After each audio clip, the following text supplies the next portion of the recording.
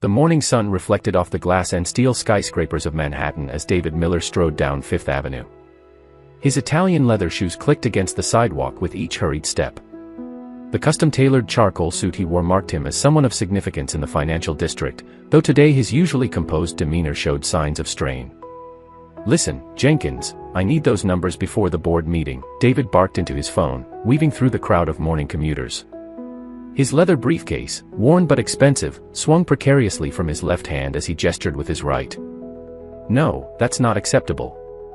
We're talking about $100,000 in cash for the Singapore deal. The partners want to see proof of liquidity today." The street buzzed with its usual morning chaos.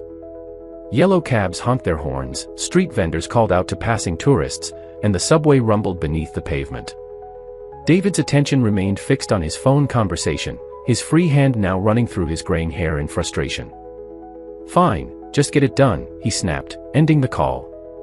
As he reached to pocket his phone, the briefcase slipped from his grasp. It hit the sidewalk with a solid thud, but in the rush hour noise, David didn't notice. He continued walking, his mind already racing ahead to his next meeting. Half a block behind, a group of teenagers noticed the fallen briefcase. 3 boys, wearing hoodies despite the warm weather, approached it cautiously. The tallest one picked it up, testing its weight. "Yo, check this out," he called to his friends. They huddled around it, trying to work the combination locks on either side. Their attempts grew increasingly frustrated as the locks refused to yield. From the shadow of a nearby doorway, Malik watched the scene unfold. His worn jeans and faded t-shirt helped him blend into the background, making him nearly invisible to the passing crowds. His dark eyes tracked the briefcase with interest, noting how the businessman had dropped it and how the group now struggled with it. 20 minutes later, David reached the lobby of his office building. As he approached the security desk, his hand instinctively went to check for his briefcase. His fingers grasped empty air. The color drained from his face as realization hit. "No, no, no," he muttered, patting his sides as if the briefcase might materialize. He spun around, scanning the lobby frantically. Security guards watched with mild concern as David rushed back outside. The morning crowd had thickened considerably. David tried to retrace his steps, but the sea of pedestrians made it impossible to move quickly. Cars packed the street bumper to bumper, their exhaust adding to the morning haze. Sweat began to bead on his forehead as panic set in. He stopped random pedestrians, his voice growing more desperate with each inquiry. "Excuse me, did you see a black leather briefcase? Anyone?" A briefcase. But in typical New York fashion, most people hurried past without even acknowledging him. Standing on the corner where he'd been on the phone, David felt the weight of helplessness settle over him. $100,000 gone. His reputation, his deals, everything he'd worked for, all potentially ruined because of one moment of carelessness. After the group of teenagers gave up on opening the briefcase, Malik emerged from his doorway. He waited until they disappeared around the corner before approaching the abandoned case. The leather was smooth under his calloused fingers as he picked it up, feeling its substantial weight. Malik carried the briefcase to his usual spot, a quiet alley behind a restaurant where the owner sometimes left him leftovers. He sat cross-legged on a flattened cardboard box, examining the locks more carefully than the teenagers had. Years of surviving on the streets had taught him patience. After several careful attempts at different combinations, one of the locks clicked open. Inside, neat stacks of $100 bills filled the briefcase. Malik's hands trembled as he counted. $100,000. More money than he'd ever seen in his life. More than enough to change everything. For a long moment, he just stared at the money. He could almost see the possibilities it represented: a real bed to sleep in, regular meals, maybe even a chance to finish school. The temptation felt like a physical weight on his chest. Meanwhile, David's search had become increasingly frantic. He'd called his office to postpone his meetings, claiming a family emergency. Now he paced the streets, his expensive suit collecting dirt as he peered into gutters and underparked cars. "It has to be here somewhere," he muttered, ignoring the strange looks from passers-by. His phone rang constantly, Jenkins, board members, partners, but he let the calls go to voicemail. Without that cash, the Singapore deal would fall through. His reputation in the financial district, built over 20 years of careful networking and deal-making, would be irreparably damaged. In the alley, Malik had closed the briefcase. He pulled out his battered smartphone, a gift from a local charity organization. The screen was cracked, but it still worked well enough for basic searches. He opened social media and typed, David Miller, New York. The results showed a man in expensive suits at charity galas and business functions. Articles mentioned his success in finance, his Manhattan penthouse, his reputation for closing impossible deals. Malik found his business address easily, the Morrison Building on Fifth Avenue. David had returned to his office by now, though he barely recognized himself in the reflection of the elevator doors. His suit was disheveled, his face haggard. The weight of potential ruin pressed down on him. He'd have to tell the board something. Maybe he could liquidate some personal assets, though that would take time he didn't have. The elevator doors opened to reveal his assistant's concerned face. Mr. Miller, the board is asking about the Singapore presentation. Should I reschedule for tomorrow? David loosened his tie, feeling like it was choking him. I don't know, he admitted, the words tasting bitter in his mouth. He walked past her into his office and closed the door, something he rarely did. Back on the street, Malik had made his decision. He tucked the briefcase under his arm and began walking toward the Morrison Building. Each step felt heavy, like his feet were made of lead. People gave him a wide berth on the sidewalk, some clutching their bags closer as he passed. He was used to these reactions, but today they stung more than usual.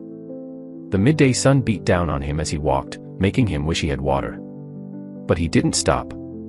The briefcase seemed to grow heavier with each block, as if the weight of his decision was adding to its bulk. Yet something inside him, something stronger than hunger or thirst or the promise of financial security, kept him moving forward. The Morrison Building loomed ahead of Malik, its glass facade reflecting the afternoon sun. He stood across the street for several minutes, watching people in business attire stream in and out through the revolving doors. Security guards stood alert in the lobby, their uniforms crisp and intimidating. Malik's reflection in a nearby window caught his attention. His worn clothes and unkempt appearance stood in stark contrast to the polished environment he was about to enter. He attempted to smooth down his shirt and run fingers through his hair, but the improvements were minimal. The revolving door felt like a barrier between two worlds. As Malik approached, one of the security guards straightened up, his hand moving instinctively toward his radio. Malik tightened his grip on the briefcase and forced himself to walk forward with purpose. Excuse me, the guard called out, stepping in front of him. Do you have business in the building? Malik swallowed hard but met the guard's eyes. I'm here to see David Miller. It's important. The guard's skepticism was obvious. Mr. Miller doesn't see anyone without an appointment. I'm going to have to ask you to leave. Please, Malik insisted, lifting the briefcase slightly. This belongs to him. It's his briefcase. This caught the guard's attention. After a brief radio conversation with someone upstairs, Malik found himself escorted to the elevator by two guards. The other occupants pressed themselves against the walls, creating a clear space around him. The elevator ride to the 47th floor felt endless. Meanwhile, David sat at his desk, staring at his computer screen without really seeing it. The Singapore deal was unraveling. He'd received 3 emails in the past hour asking about the cash verification. His phone buzzed again, probably another board member demanding answers. A knock at his door made him jump. His assistant's voice came through, Mr. Miller. There's someone here to see you. He says he has your briefcase.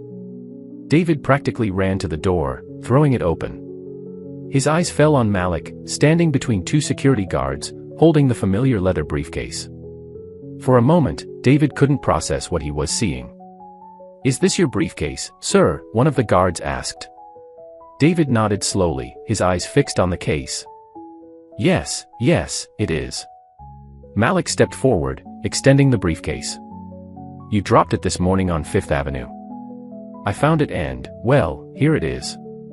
David took the briefcase with trembling hands. He opened it right there in the doorway, needing to verify its contents. The money was all there, every stack exactly as he'd left it. He looked up at Malik, really seeing him for the first time. The contrast between them couldn't have been starker. David in his $1,000 suit, standing in his luxury office, and Malik in his worn clothes, looking out of place yet somehow more dignified than anyone else in the room. You found this and brought it back. David's voice carried a note of disbelief. Why? Malik shifted uncomfortably under the scrutiny. It was the right thing to do. David dismissed the security guards with a wave, still staring at Malik as if trying to solve a puzzle. In his world of high finance and calculated risks, such straightforward honesty seemed almost foreign. Please, come in, David said finally, stepping aside to let Malik enter his office. His assistant watched with wide eyes as the young man walked past her desk. Inside the office, Malik stood awkwardly, taking in the floor-to-ceiling windows, the expensive artwork, the views of Manhattan spreading out below them. David closed the door, still holding the briefcase like a lifeline. David gestured toward a leather chair, watching as Malik hesitantly settled into it. The young man's posture remained tense, as if ready to leave at any moment.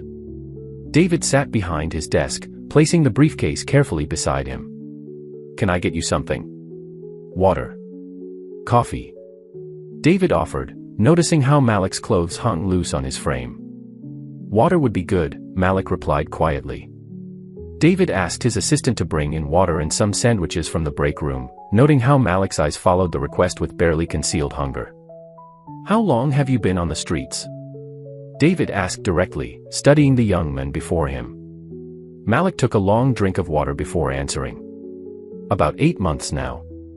Lost my grandmother, she was raising me. Couldn't afford the apartment after that. And school. Had to drop out. Junior year. Malik's fingers traced patterns on the water glass. Hard to focus on trigonometry when you're trying to figure out where to sleep. David leaned back in his chair, processing this information. The sandwich plate arrived, and he noticed how Malik tried to eat slowly, maintaining dignity despite his obvious hunger. You found a briefcase with enough money to solve all those problems, David said. Most people wouldn't have brought it back. Malik set down his sandwich, meeting David's eyes. Money that isn't earned doesn't solve problems. It creates them. I've seen enough of that on the streets. The answer surprised David. In his world, money was the solution to everything. Yet here was someone who had nothing, choosing integrity over instant wealth. What would you do? David asked. If you had the opportunity to change your situation. Malik was quiet for a moment. I'd go back to school, he finally said. I was good at math. Really good. My teacher said I could get a scholarship if I kept my grades up. His voice carried a hint of pride that quickly faded. But that feels impossible now. Nothing's impossible, David replied automatically, then caught himself. It was the kind of platitude wealthy people often offered, empty of real meaning. Try enrolling in school without an address, Malik challenged. Or studying without a quiet place to sleep. Or keeping clean clothes without a washing machine. His voice wasn't bitter, just matter of fact. David fell silent. He'd never had to consider such basic obstacles. His own problems, like nearly losing the briefcase, seemed superficial in comparison. I could help, he offered suddenly, surprising himself. With school, I mean. And housing. Malik's expression hardened slightly. I didn't bring back your briefcase for a reward. I know that, David said quickly. That's actually why I want to help. Because you didn't ask for anything in return. Malik stood up, his posture defensive. I don't want to be a charity case. Or have someone feel responsible for me. What about an investment then? David suggested, recognizing the pride in Malik's stance. In your education. Your future. You'd pay it back by succeeding. Malik's hand was on the door handle now. Why would you do that? You don't know anything about me. David looked at the briefcase. You've shown me more about character in one action than most people I know have shown in years. That seems worth investing in. The next morning, David waited in his car outside the Sunrise Youth Shelter. He'd spent the previous evening making calls, pulling strings to secure Malik a spot. Now he watched as Malik approached, carrying everything he owned in a small backpack. You don't have to do this, Malik said as he got into the car. His voice betrayed his unease. The shelter has a good reputation, David replied, pulling away from the curb. They have tutoring programs, counseling, job training. It's a start. The shelter staff welcomed Malik with professional warmth, but David noticed how some residents eyed them suspiciously. The contrast between his expensive suit and their surroundings was stark. Malik seemed to shrink into himself as they toured the facility. Later that week, they visited Riverside High School. David had arranged a meeting with the principal, using his influence to facilitate Malik's re-enrollment. As they walked the hallways between classes, students stared openly. Some whispered behind their hands. "He's probably dealing drugs," one student said loudly enough to be heard.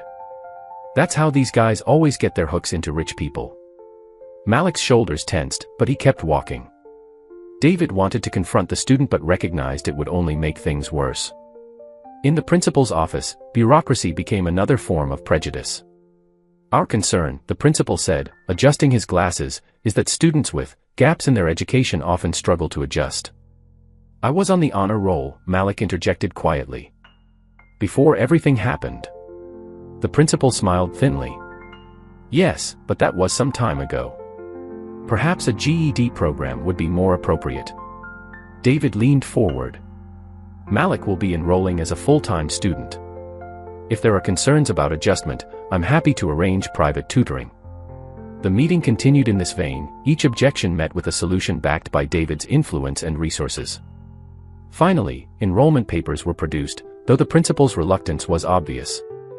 That evening, in the shelter's common room, Malik's composure finally cracked. "Maybe they're right," he said, staring at the forms. "Maybe I don't belong there." "Why would you think that?" David asked, sitting across from him. "You saw how they looked at me. Like I was contaminated." Malik's voice wavered. "My dad left when I was 3. Mom couldn't handle it, started using. Grandma raised me until..." He stopped, collecting himself. "People see someone like me coming back to school, they assume I'm trouble." David listened as Malik continued, describing years of watching his mother's descent into addiction, of caring for his grandmother through her illness, of trying to maintain his grades while their world crumbled. The story emerged in fragments, each revealing another layer of hurt beneath Malik's composed exterior. "I keep thinking about that briefcase," Malik admitted. $100,000. Could have changed everything. Could have gotten my own place, bought my way in somewhere. Nobody would have known." "But you'd have known," David said quietly. Malik nodded. "Grandma used to say character is what you do when nobody's watching. She worked 2 jobs, never took a handout. And here I am, taking help from a stranger." "There's a difference between a handout and a hand up," David replied. "Your grandmother took jobs because she wanted to give you a better future. I'm offering resources for the same reason." "Why, though?" Malik asked. "Really? Is it guilt? Pity?" David considered the question carefully. "When you returned that briefcase, you showed me something I'd forgotten existed: integrity without agenda. In my world, every action has an angle. Every favor comes with strings. You reminded me there's another way to live." Malik was quiet for a long moment. "I don't want to disappoint you." "The only person you need to worry about disappointing is yourself," David responded. "I'm just providing opportunities. What you do with them is up to you." In the weeks that followed, David began noticing changes in his social circle. At a charity gala, he found himself increasingly irritated by the superficial conversations around him. "David, darling," cooed Margaret Whitman, a board member's wife, champagne glass in hand. "We've missed you at the club. Someone said they saw you in that dreadful part of town near the youth shelter." "Surely not." "Actually, yes," David replied, watching her perfectly maintained smile falter. "I've been working with the kids there. You should visit sometime." "Oh, how charitable of you," she managed, before quickly finding reason to be elsewhere. Similar scenes played out across his social calendar. Longtime associates grew distant when they realized his interest in community work wasn't just for show. Others tried to capitalize on it, suggesting partnerships that would look good for their corporate image. At his office, David began reviewing his client list. He was surprised to discover how many of his business relationships were built on mutual manipulation rather than genuine value. He started declining invitations to exclusive events he once considered essential for networking. Meanwhile, Malik was fighting his own battles at school. The tutoring sessions were helping him catch up academically, but social integration proved more challenging. During lunch periods, he often sat alone, other students maintaining a careful distance. One afternoon, David found him studying in the shelter's common room instead of the school library. "The library's quieter," David observed. Malik kept his eyes on his textbook. Some guys were making comments, saying I must be doing something illegal to have you helping me. It's easier to study here. David felt a familiar surge of anger, but Malik continued before he could respond. "But you know what's funny? For the first time, I don't care what they think. I got an A on my calculus test yesterday. The teacher said I might be able to take advanced placement classes next semester." Pride replaced the anger in David's chest. "That's excellent news." "Yeah," Malik smiled slightly. "Though I wish my clothes didn't make me stand out so much." David had noticed this too. While the shelter provided basics, Malik's worn clothes marked him as different among his peers. But he'd been hesitant to offer more help, respecting Malik's pride. "What if you earned some new clothes?" David suggested. "I need help organizing a community project. Could pay you for your time." Malik looked up, suspicious. "What kind of project?" "I've been thinking about what you said about other kids at the shelter. About opportunities. Maybe we could create some." Over the next few days, they developed a plan for a mentorship program, matching successful professionals with shelter youth. Malik's insight proved invaluable, helping identify potential problems David hadn't considered. "You can't just have rich people swooping in to save kids," Malik explained. "It needs to be about respect. Partnership. And the kids need to be able to earn their way, like I am." David watched as Malik grew more animated, describing ways to build trust and create genuine opportunities. Gone was the defensive posture, replaced by confident enthusiasm. "You should present this at the next shelter board meeting," David suggested. Malik's enthusiasm dimmed. "Me? Talk to the board. It's your insight driving this. You understand both sides of the equation." "I don't know," Malik hedged. "Those people, they're not going to want to hear from someone like me." "They need to hear from someone like you," David corrected. "Otherwise, they'll keep creating programs that look good on paper but don't actually help." The community center's auditorium buzzed with activity. David had rented the space for their first mentorship program event, and the turnout exceeded expectations. Dozens of young people from various shelters filled the seats, while potential mentors, lawyers, doctors, business owners, stood along the walls. David watched from the podium as Malik helped direct people to their seats. The new clothes they'd bought with his project earnings made him look like any other teenager, though his demeanor carried a maturity beyond his years. "Quite a crowd," said James Peterson, a hedge fund manager David had known for 20 years. "Though I must say, David, this is an unusual venue for you. Last time we met was at the Metropolitan Club." "Things change," David replied, observing the mixture of faces in the audience. "Sometimes for the better." "Indeed," James said, his tone skeptical. "Though I have to wonder about your involvement with these people. There's talk in the boardroom, you know. Concerns about your focus. These people, as you call them, have shown me more genuine humanity than I've seen in most boardrooms," David responded firmly. Before James could reply, Malik approached the podium. "We're ready to start, Mr. Miller."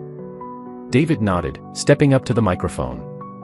As he introduced the program, he noticed several of his old social circle shifting uncomfortably in their designer suits, clearly out of their element.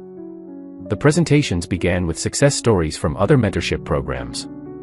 Then came testimonials from shelter residents, each story highlighting both challenges and determination. The audience grew more engaged, the initial awkwardness giving way to genuine interest. "Your next speaker," David announced, "is someone who showed me that character isn't measured by the size of your bank account, but by the strength of your principles. Malik Thompson." Malik walked to the podium, his step steady despite the hundreds of eyes focused on him. He began sharing his story, finding the briefcase, making the decision to return it, and the opportunities that followed. "But this isn't about one person's good fortune," Malik continued, his voice growing stronger. "It's about creating a system where doing the right thing opens doors instead of just earning a pat on the head. Where potential isn't wasted because of circumstances beyond our control. David watched as the audience leaned forward, caught by Malik's authenticity. Even James had stopped checking his phone. We're not asking for handouts, Malik emphasized. We're asking for partnerships. Opportunities to prove ourselves. A chance to show that talent and determination exist everywhere, not just in privileged zip codes. After the presentation, James approached David again. Well, that was unexpected, he admitted. The boy makes some good points. His name is Malik, David corrected. And yes, he does. Still, James persisted, lowering his voice, there are questions about your judgment lately. The Singapore deal barely closed. You're spending time in shelters instead of the club. People are wondering if you're having some sort of crisis. David looked around the auditorium, where potential mentors and ments were now mingling, exchanging contact information and ideas. He saw Malik deep in conversation with a software engineer, gesturing enthusiastically about something. No crisis, James, David replied. Just clarity. For the first time in years, I'm investing in something real. The youth center's makeshift stage felt like an insurmountable obstacle to Malik. He stood behind the curtain, watching as more people filed in for the mentorship program's first monthly meeting. The success of the launch event had attracted even more participants, and now they expected him to speak again. I can't do this, Malik whispered, his hands gripping the speech notes he'd prepared. These kids look up to me now. What if I mess up? David stood beside him, observing the growing crowd. Remember your calculus final last week? Got an A-, Malik replied automatically. And you were nervous about that too. But you prepared, you focused, and you succeeded. David straightened Malik's collar. Same principle applies here. Through the curtain, they could hear the murmur of conversation. Several teens from the shelter were there, kids who, just weeks ago, had been skeptical of Malik's involvement with David. Now they sat in the front row, waiting to hear him speak. They're going to judge everything I say, Malik continued, anxiety evident in his voice. One wrong word, and they'll think I've sold out. That I'm just trying to be something I'm not. David turned to face him directly. Who you are is exactly why they need to hear from you. You're not some motivational speaker with a rehearsed story. You're real. You lived it. You're still living it. Malik peeked through the curtain again. He spotted Marcus, a younger teen from the shelter who'd been asking him for advice about school. Behind Marcus sat Mr. Chen, a software engineer who'd offered to teach coding classes at the shelter. They were all there, waiting. What if they ask about my mom? Malik's voice cracked slightly. Or why I'm not trying to find her. Then you tell them the truth, David replied. That some battles aren't yours to fight. That focusing on your future doesn't mean forgetting your past. The program coordinator approached, signaling it was time. Malik's hands trembled as he smoothed his notes one last time. You don't need those, David said quietly. Just speak from here. He tapped Malik's chest. Malik took a deep breath and walked onto the stage. The lights felt hot, and for a moment, the faces before him blurred together. Then he spotted Marcus's encouraging smile, Mr. Chen's attentive expression, and something shifted inside him. 6 months ago, he began, his voice steadier than he expected, I was sleeping in an alley behind a restaurant. Today, I'm standing here talking to you about possibilities. The room fell silent. Even the usual shuffling and whispers ceased. But this isn't a fairy tale, Malik continued. I'm not standing here because someone waved a magic wand. I'm here because when an opportunity appeared, I chose integrity over easy money. And someone else chose to see me as a person worth investing in, not a problem to be solved. As he spoke, Malik's nervousness faded. He shared the daily challenges of balancing school with shelter life, the struggle to believe in himself when others doubted him, the ongoing battle between pride and necessity. The hardest part isn't the poverty, he admitted. It's feeling invisible. Like your existence is an inconvenience to everyone around you. But you're not invisible. Your struggles are real, but they don't define you. Your choices do. From the side of the stage, David watched as Malik's words resonated through the room. Teens who had started the session slumped in their seats now sat upright, engaged. Adults who'd come out of obligation were leaning forward, truly listening. The mentorship program's success brought David and Malik closer, their initial benefactor-recipient relationship evolving into genuine friendship. They met regularly for lunch, discussing everything from Malik's college applications to David's business challenges. One such lunch, however, found David distracted. He kept checking his phone, his usual focused attention scattered. "Something wrong?" Malik asked, noticing how David had barely touched his food. David set down his phone, running a hand through his hair, a gesture Malik had learned meant serious trouble. "Remember the Singapore deal? The one from when we first met?" Malik nodded, the memory of the briefcase still vivid. "Turns out it was part of a larger problem." David lowered his voice. "The SEC is investigating several of our firm's international transactions. There are irregularities." "What kind of irregularities?" Malik asked, though his expression suggested he already understood. "The kind that end careers." David's usual confidence had vanished. "I didn't know. Or maybe I didn't want to know. But some of our partners have been operating in gray areas for years. Now it's all unraveling." The irony wasn't lost on either of them. Months ago, David had nearly lost everything over a missing briefcase. Now he faced losing everything because the briefcase had been found. "The board is meeting tomorrow," David continued. "The partners want someone to take responsibility. As the public face of the firm." He left the sentence unfinished. Malik absorbed this information, his food forgotten. "But you didn't do anything wrong." "I didn't do anything right either," David replied. "I saw signs. Little things that didn't add up. But the money was good, the deals kept flowing, and I told myself it wasn't my problem." The weight of this revelation settled over their table. Outside, New York continued its relentless pace, oblivious to their crisis. "What are you going to do?" Malik finally asked. "I don't know." David's admission hung heavy in the air. "Everything I've built, my reputation, my connections, it could all disappear overnight."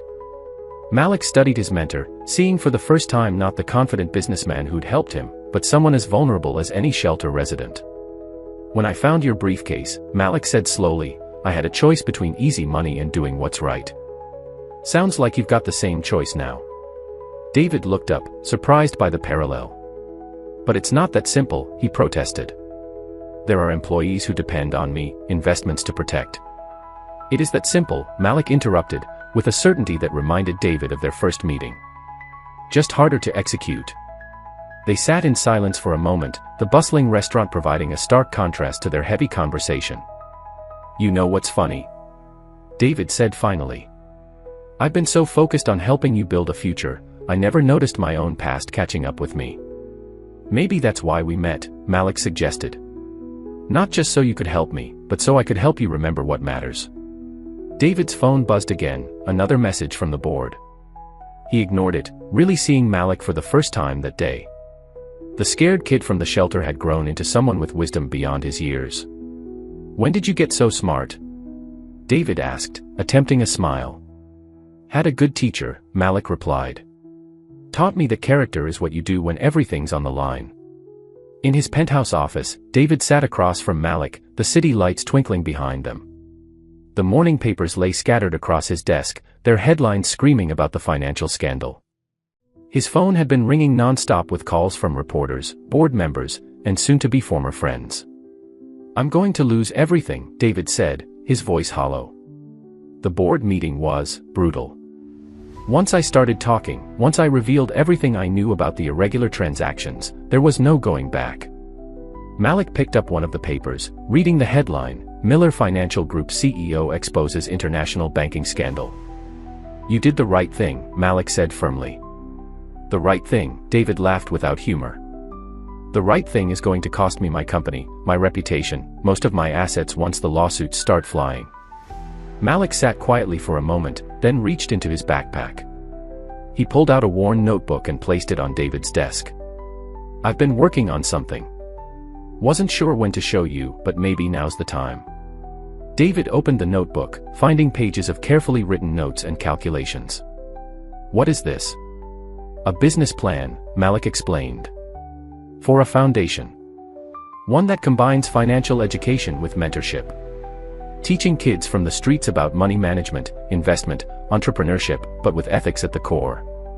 David flipped through the pages, seeing detailed budgets, program outlines, and partnership proposals. "You did all this?" "Had a pretty good teacher in business and ethics," Malik smiled. Even if he was a bit late to the ethics part. For the first time in days, David felt a glimmer of hope. This is, actually pretty solid. The structure, the approach. "We could build something new," Malik continued. "Something clean. Use your experience, your connections, the good ones, to create real change. Not just handouts, but real education and opportunities." "We." David looked up sharply. "Partners," Malik said firmly. "Equal partners. I know the streets, you know business. Together we could bridge that gap." David studied the young man before him, remembering the scared kid who'd returned his briefcase months ago. "You understand what you're suggesting? Partnering with me right now, when my name is toxic. I understand that 6 months ago, everyone thought I was toxic too." Malik held his gaze. "You saw past that. Now it's my turn." As they discussed the possibilities, a knock at the door interrupted them. David's assistant entered, looking apologetic. "Sir, there's a Mr. Thompson here to see you," he says. An older man stepped into the office, his expensive suit marking him as someone from David's world. But his face, Malik froze, recognition hitting him like a physical blow. "Hello, son," the man said quietly. David looked between them, understanding dawning. "You're James Thompson," the man supplied. "Malik's father. Former partner at Carlton Investment Group. And," he added with a bitter smile, "the one who first discovered the irregularities in the Singapore banking system that led to all this." The revelation hung in the air like smoke. Malik stood, his hands trembling slightly. "You knew?" he asked David. "About him?" "No," David answered truthfully. "But I think he knew about you." James Thompson nodded. "I've been watching. Following your progress. When I saw David Miller, of all people, taking an interest in my son, I knew it was time for the truth to come out. All of it." The three men stood in the darkening office, their shadows long against the Manhattan skyline. The past and future converged in that moment, offering a chance for redemption, reconciliation, and perhaps something entirely new. David looked at the business plan on his desk, then at father and son, seeing not an ending but a beginning. "Well," he said, "I think we have a lot to discuss."